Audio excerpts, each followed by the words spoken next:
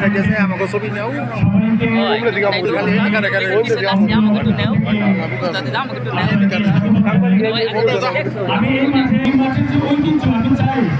যে কাশিমপুর মসজিদ সমিতি ও পাঠাগারের এই যে আয়োজন এটা আরো অনেক দিন করতে হবে কারণ বাংলাদেশে আপনারা জানেন অনেক ছেলে মেয়ে আছে যে মাদক